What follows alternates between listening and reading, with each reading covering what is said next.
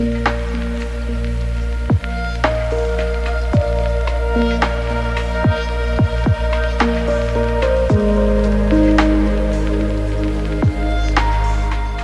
and welcome to a new video of the cruise vibes and a new vlog. Today we're taking a look at day number 3 on board of the Princess of SE Tours, and once again I would like to mention that I was invited to join this cruise by SE Tours. We're not sailing today with the ship, we're going by bike only. Here you can see the route, and we are starting of course in the morning with a nice breakfast. We are already in Peenemünde where our tour will start today. We arrived there yesterday evening. In the morning I took a train ride, which will be the topic of the next video, and then I took the bike back to the original starting point in Peenemünde. Here we can see the Peenemünde Historical Technical Museum, which gives a bit more information about the former Peenemünde Army Research Center, which used to be here in World War II. Before we are talking a bit more about the Army Research Center, we can take a look at the Cap Arcona, which used to be an excursion ship for day trips around the island of Rügen, for example. Nowadays it's laid up here, unfortunately not in the best condition, so I'm afraid it won't be sailing anytime soon, which is sad because it's a very beautiful ship. Here we can see another former building of the Peenemünde Army Research Center. This research center was founded in 1937 and was intended for the development and production of rockets, including the V2 rocket, and it was not only in the city of Peenemünde, but also all this area that we are going through with the bicycle now are part of this former Army Research Center. Nowadays there's not much left of it, but whenever there is something left you will find some information about it. Like here we have a few remains of this huge area. Also because of this huge area it's not allowed to leave the cycle path because there might be ammunition in the forest, so it's dangerous to leave the track, but you will get a lot of information what used to be here and what happened here on all those signs whenever there's some remains to see, like here. And I also met a gamekeeper here and he was drawing my attention to this grass snake. That was also very interesting, very kind that he showed it to me. Of course these animals are not too rare, but it's quite rare to see them, so that was pretty interesting. And then I continued biking and I got to the former station, Karlshagen Siedlung. There are also a lot of remains still there. Even the underpass is still existing, and you can access the platform, the former platform. Of course, be very careful if you do so, because only the station is not in use anymore. The railway line itself is still active, so please be very careful. Then I continued on to the city of Karlshagen. There you need to pay a tourist tax to access the beach and the cycle paths next to the beach, but we also got informed about this early on by our tour guide. And then we are going through a very nice, beautiful forest. The cycle paths today are very nice. Most of them are concrete ways. Some gravel paths are also included, but all of them are very good to cycle on. And then we're continuing right next to the beach. There the cycle path is also a bit sandy, but still very nice, easy to cycle on. And you can always stop next to the beach. As you can see, there are parking lots for the bicycles, and then you can access the beach wherever you want. You just need to pay the tax in advance, and then you can access the beach wherever you want. There are some beach bars and you can take a nice break. After this break I continued for about 500 meters and stopped at a hotel and restaurant for my lunch break. As mentioned before, of course you can take the lunchbox, but I don't like lunchboxes, so I preferred to take a proper break in a restaurant here in Zinnowitz, which is one of the most famous cities on the island of Usedom, also one of the most touristy cities, but still I found a nice place for a lunch. And after that I visited the city center of Zinnowitz. There are several interesting buildings like the Lift Cafe, which we can see in a second, and also a huge pier which you can access with a diving capsule, so you can go inside this capsule and you can go underground, but I heard that you won't see anything at all, so I didn't try it out and instead just enjoyed the view of Zinnowitz and the beach, and then continued cycling towards our destination of the day, which is the city of Wolgast.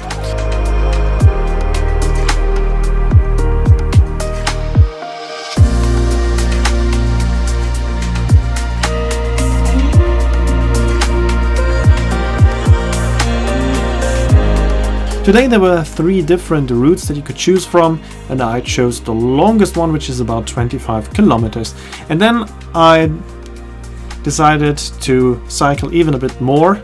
Like what you can see here is not the official tour anymore, but I changed from the longest route to the second longest route, making my route even longer. So in the end I had about 30 kilometers, because at the city of Möschel there is a distillery which is producing, for example, gin, and I wanted to try that, but unfortunately it was closed, so it was not necessary to go there.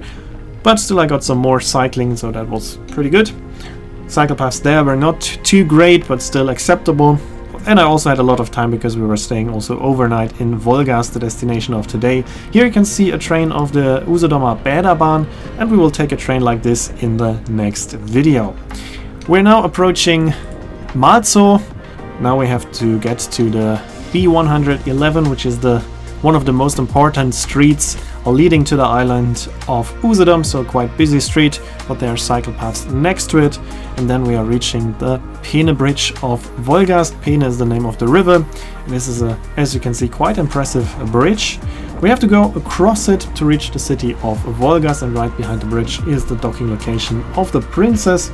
As I was taking a train in the morning and then a 30 kilometers bike tour with a lot of time, the Princess was already there since a long time, and also most other guests were already there. As you can see, a lot of bikes are already in line here, and you just park your bike next to it, take your belongings with you, and the crew will bring the bikes back on board. So as we were staying overnight here in Wolgast, after a short shower I decided to take a look at the city, discover the city of Wolgast. Wolgast is a bit problematic with river cruise ships. There are sometimes complaints about a river cruise ship, and Wolgast is not included in all cruises anymore. But that's not that much of a problem, because to be honest, the city was a bit underwhelming. The only very interesting thing is the church of St. Petri, because there you can access the church tower. You have to pay a small fee and then you can access the church tower, and you have a fantastic view over the whole city and the surrounding landscape. This is absolutely worth it. For this I would recommend going into the city of Wolgast, but otherwise there is not that much to see. There are like 2 or 3 cafes, 2 or 3 shops, and that's basically it. A lot of shops are closed, empty, not in use anymore, and the city itself is also rather small. I was expecting a bit more of Wolgast, so I just enjoyed the view from the tower of the church, and then I went back to my Princess, to my beautiful ship, without spending too much time in the city center, as there was just simply nothing that I wanted to do.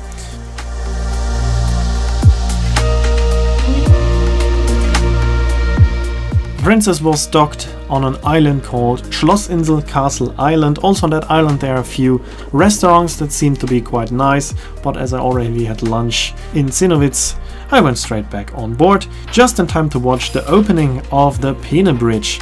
And that was very spectacular. There were also a lot of spectators outside of the ship watching the huge and impressive bridge to open up for a few ships to go through.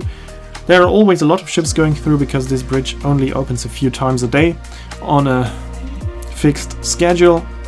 So this bridge is also a limiting factor for river cruises up here, because you always need to make sure that you're there in time for the opening of the bridge. And then it was time for dinner in the restaurant. We had an Asian buffet this night with a lot of dishes from the culture of the crew members. As on all cruise ships, there are a lot of Asian crew members also on the Princess, so we got some food from their nations. That was also very tasty, very interesting. We also shortly left our docking location, because there was a second ship, the Mona Lisa of Croisière Europe, with mainly French guests, and they were staying a bit longer, so we let them take our place and docked in a second row next to them.